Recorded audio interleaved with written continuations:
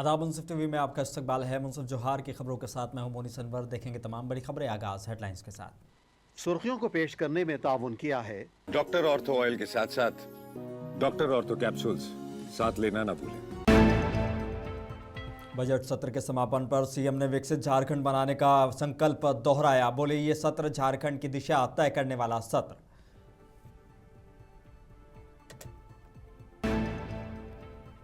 CM Hemant Soren ने राज्यवासियों को दी त्योहारों की शुभकामनाएं। लोगों से भाईचारे के साथ खुशियां बांटने की अपील की।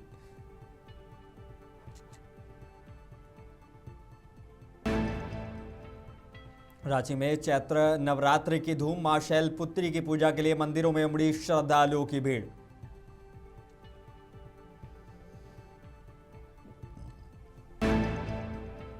पाकुड़ में त्योहारों को लेकर जिला प्रशासन हुआ अलर्ट। शांति समिति की बैठक कर डीसी एसपी ने दिए सख्त निर्देश।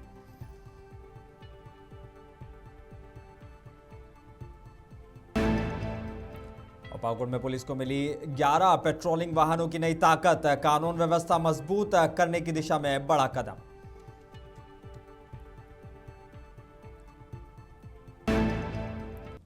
आगाज करेंगे झारखंड की बड़ी और अहम खबरों के साथ। झारखंड विधानसभा के बजट सत्र का समापन मुख्यमंत्री हेमंत सोरेन के संबोधन के साथ हो गया है, जिसमें विकास योजनाओं के साथ साथ स्पष्ट राजनीतिक संदेश भी उभरा है। अपने भाषण में मुख्यमंत्री ने सरकार की उपलब्धियां गिनाई। मुख्यमंत्री ने कहा कि झारखंड उन्माद नहीं, अवसर की राजनीति करेगा। राज्य में युवाओं को, महिलाओं को और उद्यमियों को नए अवसर मिल रहे हैं। उनके सरकार के सत्ता संभालने के समय राज्य का बजट 86,000 करोड़ रुपए था, जो अब बढ़कर 1,58,000 करोड़ रुपए तक पहुंच गया है।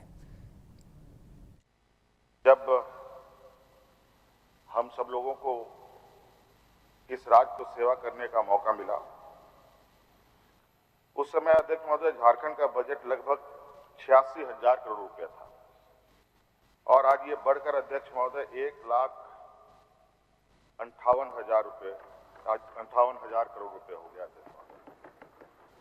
6 साल में लगभग 85% की वृद्धि है अध्यक्ष महोदय। अध्यक्ष महोदय, ये हमारे लिए सिर्फ आंकड़ा नहीं है, बल्कि सरकार के काम करने और बेहतर प्रबंधन का नतीजा है, जिससे हमारे आत्मविश्वास को बल भी मिलता है और इसी आत्मविश्वास के साथ हम लोग अभी लगातार आगे बढ़ रहे हैं। अध्यक्ष महोदय, हमारे वित्तीय प्रबंधन का जिक्र सिर्फ हम आपको बता ही नहीं रहे, बल्कि नीति आयोग भी हमारे वित्तीय प्रबंधन को एक बेहतर वित्तीय प्रबंधन मानता है। जहां 2018 में हम 13वें स्थान पर थे अध्यक्ष महोदय, आज वित्तीय प्रबंधन में आज 3रे स्थान पर है पूरे देश में अध्यक्ष महोदय। विधानसभा के बजट सेशन के समापन के बाद सीएम हेमंत सोरेन ने बड़ा बयान दिया है। मुख्यमंत्री ने जहां सत्र को सफल बताया, वहीं राज्य के विकास को लेकर एक बड़ा ऐलान भी किया है। बजट सत्र खत्म होने के बाद मुख्यमंत्री हेमंत सोरेन ने कहा कि उनके मन की बात सदन में पूरी हो गई है और सत्र सकारात्मक तरीके से संपन्न हुआ। साथ ही उन्होंने राज्यवासियों को आने वाले त्यौहार ईद, सरहुल और रामनवमी की शुभकामनाएं देते हुए सभी लोग मिलजुल कर हर्षोल्लास के साथ त्यौहार मनाएं। आप लोग का बजट सत्र समापन हो गया है। अब राज्य में, देश में त्योहारों का भी मौसम बिल्कुल करीब है। चाहे वो ईद हो, चाहे वो सरहुल हो, सभी लोगों को हमारी तरफ से बढ़िया से उल्लास खुशी के साथ हम लोग और पूरे लोगों को खुशियां बांटे। सबको हमारी ओर से पुनः बहुत सभी जिलों में सर एक बड़ा ऐलान आपने किया, सभी जिलों में इंजीनियरिंग कॉलेज खोलने के बाद जिलों में बिल्कुल अभी बहुत चीज आपको दिखेगा। हम लोगों ने पहले बताया कि हम लोग 2020-50 का रोड मैप बना रहे हैं। कि आने वाले समय में इस तरीके से तो एक प्लान के आधार पर काम करेंगे। चैत्र नवरात्र की शुरुआत आज से पूरे देश भर में श्रद्धा और भक्ति के माहौल के बीच हो गई है। इस पावन अवसर पर भक्तों ने सुबह सुबह उठकर कलश स्थापना के साथ मां दुर्गा की विधिवत पूजा अर्चना की। नवरात्र का पहला दिन मां शैलपुत्री को समर्पित होता है, जिन्हें शक्ति और दृढ़ता का प्रतीक माना जाता है। मंदिरों में विशेष सजावट की गई और भक्तों की भीड़ दर्शन के लिए उमड़ रही है। राजधानी रांची में भी नवरात्र और हिंदू नववर्ष को लेकर खास उत्साह देखने को मिल रहा है, जहां लोग परिवार के साथ साथ मंदिर में पहुंचकर मां का आशीर्वाद ले रहे हैं।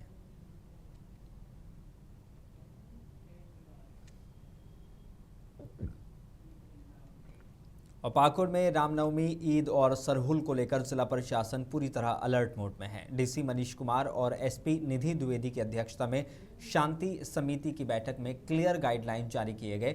नमाज केवल निर्धारित स्थानों पर होगी, वहीं जुलूस के लिए रूट चार्ट फॉलो करना अनिवार्य होगा। डीजे और लाउड साउंड पर कंट्रोल के साथ सोशल मीडिया अफवाह फैलाने वालों पर सख्त एक्शन की चेतावनी दी गई है।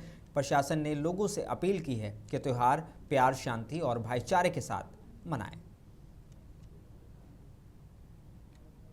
आज जिला स्तरीय शांति समिति की बैठक पाकुड़ में कर ली गई है और आपके माध्यम से सबसे पहले पाकुड़ जिले वासियों को सभी आगामी पर्व त्यौहार की, चाहे वो ईद हो या चैतीय नवरात्र हो, रामनवमी हो, गुड फ्राइडे, ईस्टर और सरहुल, सबकी बहुत बहुत शुभकामनाएं प्रेषित करना चाहेंगे। हम लोग की तैयारी पूरी है। हम लोग सभी पर्व त्यौहार में जो मजिस्ट्रेट और फोर्स डिप्लॉयमेंट होता है वो एसपी महोदया के साथ निकालने वाले हैं। इसके साथ साथ कंट्रोल रूम एक्टिव रहेगा, सोशल मीडिया पे पूरी मॉनिटरिंग की जाएगी। इसके अलावा ड्रोन, सीसीटीवीज इत्यादि का भी और फोटोग्राफर्स जो हमारे रूट्स हैं उसमें दिए जाएंगे।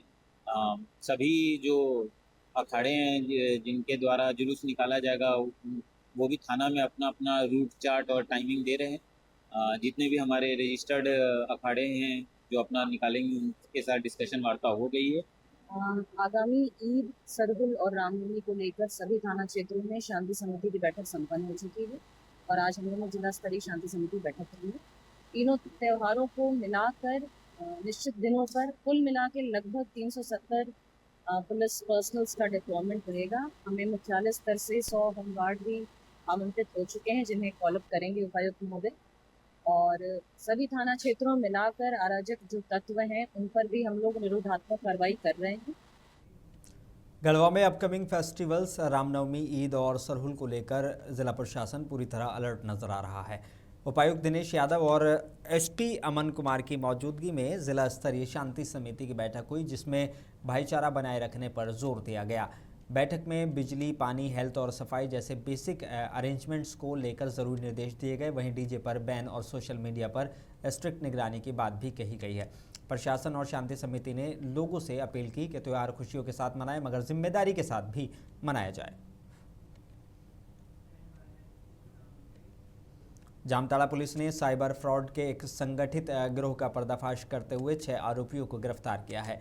एसपी राजकुमार मेहता के मुताबिक सीक्रेट इनपुट पर स्पेशल टीम ने छापेमारी कर सभी को रंगे हाथों पकड़ा है। इनके पास से मोबाइल, सिम, बाइक और लैपटॉप बरामद हुए हैं।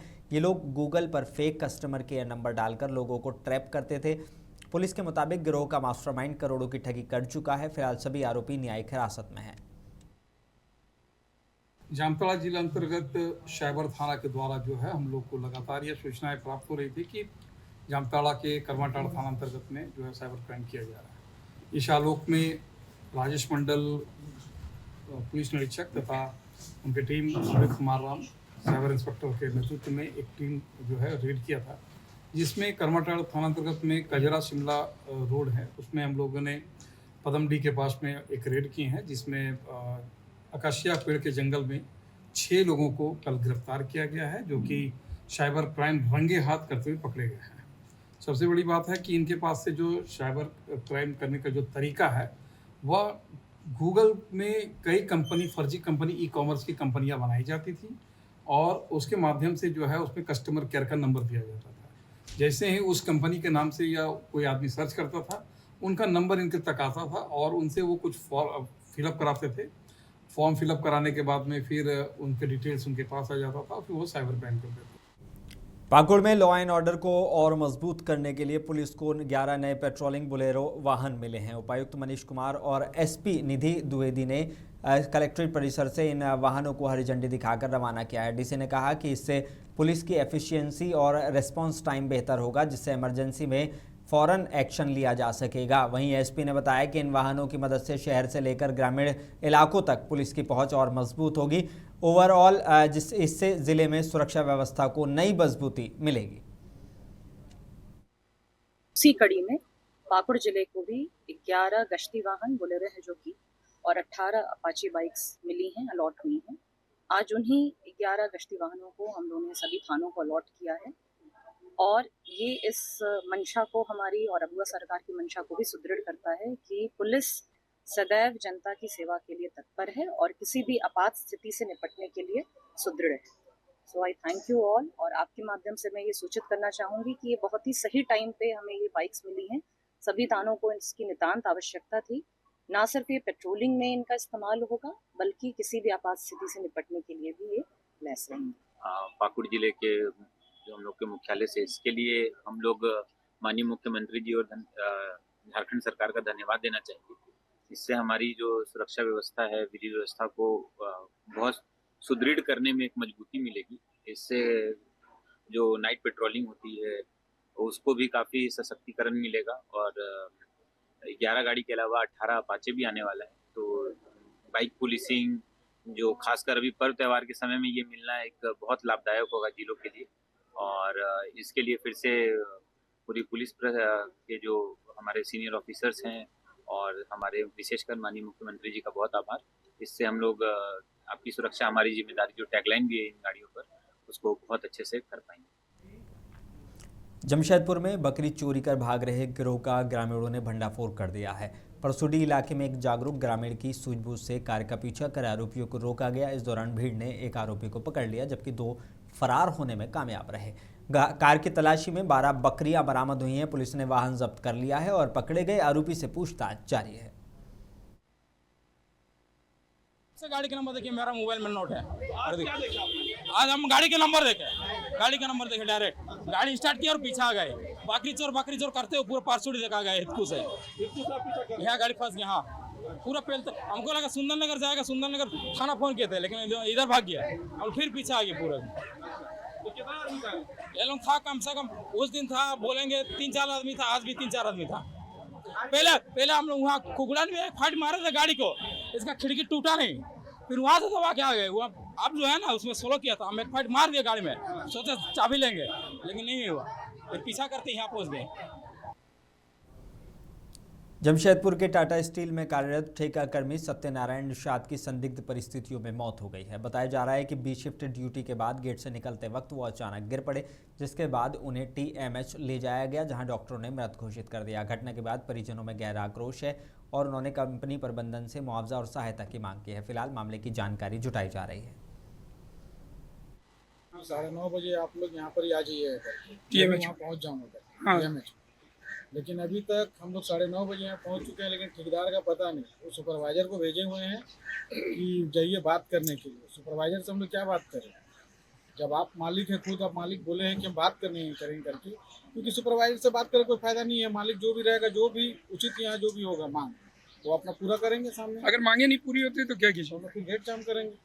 सत्यनारायण जी साहब जो कि आपका टाटा स्टील के अंदर ट्रिपल के अंदर में काम करते हुए आपका 2 दिवस का ड्यूटी था। वहाँ से निकले छुट्टी होके और जो है जैसे निकले गेट के बाहर ही गिरे, गेट के पास और तो इन्फॉर्म हुआ होगा आपका सिक्योरिटी गार्ड से, आपका वहीं से हम लोग कंपनी का थ्रू आया गया और TMH के कंपनी का अंदर ही से TMH लाया गया। तो यहाँ जो है जो भी ट्रीटमेंट चेकअप के बाद जो है उनको मृत किया गया। जमशेदपुर में हिंदू नववर्ष शोभा यात्रा के मौके पर सेवा ही लक्ष्य संस्था ने जुगलसाई में चना गुड़ और शरबत का आयोजन किया है। बड़ी संख्या में राम भक्त जय श्री राम के जयकारों के साथ शोभा यात्रा में शामिल हुए। युवाओं के हाथों में भगवा झंडे नजर आए और माहौल पूरी तरह भक्तिमय रहा। हर साल की तरह इस साल भी श्रद्धालुओं के लिए सेवा की व्यवस्था की गई, जिसमें जनप्रतिनिधि और कई गणमान्य लोग मौजूद रहे। सेवा इलाज की तरफ से जो कैंप लगा हुआ है चना और शरबत का, सभी को दोपहर 9 वर्ष की शुभकामनाएं, बधाई। और हर साल की तरह हमारा छोटा भाई मानिक मलिक जो इतना बढ़ चढ़ के इस प्रोग्राम में आगे बढ़ के समाज में हिस्सा लेता है, उसके लिए उसमें बहुत बहुत बधाई का पात्र है। और हम लोग यही चाहेंगे भाई 9 वर्ष में बहुत शांति और उत्साह के साथ इस पर्व को मनाएं, ताकि हमारा जमशेदपुर, झारखंड और देश में अच्छा मैसेज जाए। इतना सब प्रोग्राम में हमारा एक अच्छा माहौल और अच्छा देश को संदेश दे सके। उत्तर प्रदेश के अयोध्या में श्री राम मंदिर में श्री राम यंत्र की स्थापना के मौके पर राष्ट्रपति द्रौपदी मुर्मू का भव्य स्वागत किया गया है। महापौर महंत गिरीश पार्टी ने उन्हें नगर की चाबी सौंपकर शहरवासियों की ओर से सम्मान अर्पित किया। इस दौरान राज्यपाल आनंदीबेन पटेल, मुख्यमंत्री योगी आदित्यनाथ, उप मुख्यमंत्री केशव प्रसाद मौर्य और ब्रजेश पाठक समेत कई जनप्रतिनिधि और अधिकारी मौजूद रहे। ये राष्ट्रपति का पहली बार अयोध्या आगमन है और शहरवासियों के लिए गौरव का अवसर है।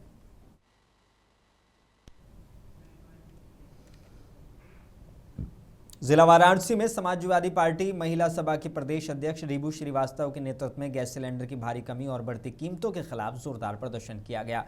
महिलाएं खाली सिलेंडर और बर्तन लेकर कचहरी मुख्यालय पहुंची और केंद्र सरकार के खिलाफ नारेबाजी की।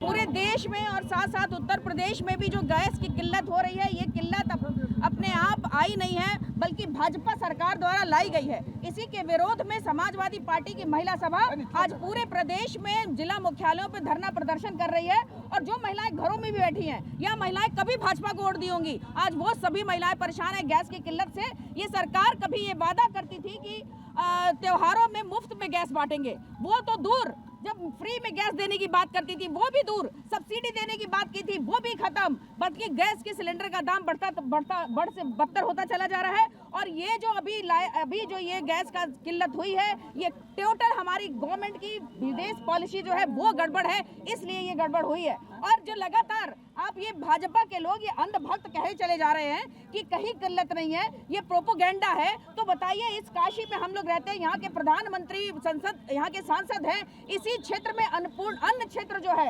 अन्नपूर्णा मंदिर का जो अन्न क्षेत्र है, जो कभी 24 घंटे बंद नहीं होता है, आज उसमें ताला क्यों लगा है? आज बनारस के सारे रेस्टोरेंट, होटल्स क्यों बंद है? केरला कैफे जैसा रात दिन चलने वाला आज होटल क्यों बंद है? आज लगातार ये पैनिक क्यों होता चला जा रहा है? पूरे देश के होटल, रेस्टोरेंट क्यों बंद होते चले जा रहे हैं? बुलंदशहर के खुर्जानगर कोतवाली इलाके में स्ट्रीट शीटर अशरफ गाजी ने जुबैर नामक के युवक पर सरेराह फायरिंग कर दी है। आरोपी ने पहले 50,000 रुपये की रंगदारी मांगी थी, पैसे न देने पर जानलेवा हमला किया। घटना सीसीटीवी में कैद हो गई, जो सोशल मीडिया पर वायरल हो रही है। पुलिस ने तहरीर के आधार पर मामले की जांच शुरू कर दी है। कल 17/18 मार्च की रात्रि में थाना खुर्जानगर के मोहल्ला काजीवाड़ा में एक फायरिंग की घटना हुई है, जिसमें जांच करने पर ये तथ्य संज्ञान में आए हैं कि एक व्यक्ति अजीम और बिलाल के बीच में तरावी के पश्चात खाना वितरण को लेकर आपस में झगड़ा हुआ था। इसके पश्चात बिलाल अपने साथ कुछ 5-6 लोगों को इकट्ठा करके, जिसमें एक अशरफ भी है, वो खुर्जानगर का एचएस है, ये जुबैर और आजमी के घर पर पहुंचे। वहां दरवाजे पर इनके द्वारा फायरिंग की गई है। हालांकि इसमें कोई व्यक्ति चोटिल नहीं है। इस प्रकरण में तत्काल संगत धाराओं में अभियोग पंजीकृत कर लिया गया है तथा मौके से साक्ष्य संकलित करते हुए गिरफ्तारी के लिए लगातार दबिश दी जा रही है। शीघ्र ही गिरफ्तारी करते हुए विवेचना का विधिक निस्तारण किया जाएगा। खबर मुजफ्फरनगर से है, जहां मिडिल ईस्ट में ईरान और इजराइल के संघर्ष और ईरान के supreme leader Ayatollah Ali Khamenei के निधन के चलते शिया समुदाय ने ईद इस बार गमगीन और सादगी भरे माहौल में मनाने का फैसला लिया है। मौलाना मोहम्मद हुसैनी ने लोगों से अपील की है कि नमाज पूर्व वर्षों की तरह अदा की जाएगी, लेकिन गले मिलना, मिठाइयाँ बांटना और हज बाज़ारों में ख़रीदारी से परहेज़ किया जाए। उन्होंने सभी से संवेदना व्यक्त करने, पीड़ितों के साथ खड़े रहने और देश की शांति और सैनिकों के लिए दुआ करने का संदेश दिया। 2 बरस से लोग भूख और प्यास का सामना कर रहे हैं। ये एक ऐसी जंग है कि जिसके अंदर जो है वो मजलूम फरियाद कर रहा है और कोई उसकी आवाज़ पर लब्बैक कहने वाला नहीं है और उसकी आवाज़ को कोई सुनने वाला नहीं है। तो हमारा यही है कि आप जो भी करना चाहते हैं वो ये सोच के करें कि आप उनके गम में शरीक हैं। ऐसा ना हो कि हम अपनी खुशी में उनके गम को भूल जाएं और उनके दर्द को भूल जाएं। हाँ, गमों के साथ, शोक के साथ, यानी एक ऐसी ईद कि जिसमें हमें लगे कि वाक़ईन हम वो खुशी जो हर साल ईद के मौके पे मनाई जाती थी कि लोग बाज़ारों में टहल रहे हैं, लोग जो है वो बाज़ारों में घूम रहे हैं और एक दूसरे के यहाँ जा रहे हैं, और 3 दिन तक लोग अपने कारोबार पर नहीं जा रहे हैं, और एक अजीबोगरीब कैफियत होती थी। हर चेहरे पे खुशी होती थी, हर चेहरे पे जो है वो एक मुसर्रत का एहसास होता था। तो बस यही है कि वो ना करें, सिर्फ नमाज़ पढ़ें चूँकि अल्लाह का हुक्म है, और दुआ करें, अपने मुल्क हिंदुस्तान के लिए दुआ करें, इसके निज़ाम के लिए दुआ करें, इसकी सरहदों के लिए दुआ करें, और दुनिया में जितने भी ममालिक हैं उनके लिए दुआ करें, और बिलखुसूस मज़लूमों के लिए दुआ करें। अमरोहा के उझारी से बड़ी खबर है, जहां प्राथमिक स्वास्थ्य केंद्र के सामने खड़ी एक इको कार में अचानक आग लग गई। कार में लगा एक गैस सिलेंडर फटने से इलाके में अफरा तफरी मच गई। स्थानीय लोगों ने अपनी अन्य गाड़ियों को सुरक्षित बाहर निकाला और रेत, मिट्टी और पानी डालकर आग पर काबू पाया। स्वास्थ्य अधिकारी पहले भी अवैध पार्किंग को लेकर चेतावनी दे चुके हैं। पुलिस और स्वास्थ्य अधिकारी मौके पर पहुंचकर जांच कर रहे हैं। सभी मोहल्ले वासियों ने अस्पताल परिसर से गाड़ियों को हटाने की मांग की है। उत्तर प्रदेश के जौनपुर में समाजवादी पार्टी के वरिष्ठ नेता और पूर्व सांसद कराकत विधायक तूफानी सरोज ने पार्टी के भीतर उभरे कथित विवाद और सोशल मीडिया पर वायरल पत्र को लेकर कड़ा रुख अपनाया है। उन्होंने कहा कि संगठन में अनुशासन सर्वोपरि है और सार्वजनिक विवाद स्वीकार्य नहीं। आपने अपने विधानसभा क्षेत्र में आयोजित कार्यक्रम को ऐतिहासिक बताते हुए सरोज ने कार्यकर्ताओं के उत्साह की तारीफ की। उन्होंने अखिलेश यादव की पीडीए रणनीति पर भरोसा जताया और पार्टी में गुटबाजी की अटकलों को खारिज करते हुए आगामी चुनावों में 9 में से 9 सीटें जीतने का भरोसा दिलाया। ये जो लेटर वायरल हो रहा है, पार्टी की तरफ से हर जिलाध्यक्ष को हमेशा निर्देश आता है। कोई भी कार्यक्रम का निर्देश तो जिलाध्यक्ष को आता है कार्यक्रम करने के लिए, और ये नहीं आता कि नहीं एक ही जगह कार्यक्रम हो। ये मामला जुड़ा हुआ है मानवर काशीराम जी के जन्मदिन से, जन्मदिन संदर्भ को लेकर के। तो ये नहीं है कि नहीं एक ही जगह किया जाए, पूरे प्रदेश में तमाम जगह तमाम सब लोग अपने अपने विधानसभाओं में किया।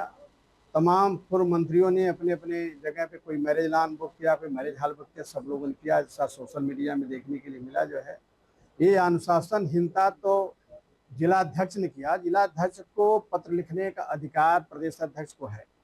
ये प्रदेशाध्यक्ष को लिख करके अगर ये आहत हैं हमारे कार्यक्रम से, मानवर काशीराम जी का जो कार्यक्रम हमने कराया अपनी कराकत विधानसभा में, अपनी विधानसभा में, जबकि सबको अधिकार है अपनी अपनी विधानसभा में कार्यक्रम करके मैसेज देने का। महोबा शहर कोतवाली इलाके के रतौली गांव में स्कूल की बस ने मासूम समर को कुचल दिया। बच्चा घर के बाहर बैठा था, तभी ड्राइवर के संतुलन खोने से बड़ा हादसा हो गया। जांच में पता चला कि बस की फिटनेस 3 माह पहले ही समाप्त हो गई थी। फिर भी पीटीओ के प्रतिबंध के बावजूद स्कूल बस सड़क पर दौड़ रही थी। परिजनों ने आरोप लगाया कि हादसे के सीसीटीवी फुटेज डिलीट कर दिए गए। वाहन को पुलिस ने बरामद कर मामले की जाँच शुरू कर दी है। सर, हमारे भतीजे को एक्सीडेंट कर दिया। किससे हो गया है? साई इंटर कॉलेज की बस से। और जो है तो ये लोग जो है तो कम से कम हमें सुबह घूम चुका, अभी गाड़ी पकड़ी गई है। ड्राइवर जो भी नहीं पकड़ा गया। कैमरा भी उड़ा दिया है, सीसी कैमरा भी, उसकी रिकॉर्डिंग भी उड़ा दी है। बच्चा कितने साल का था? 1.5 साल का था।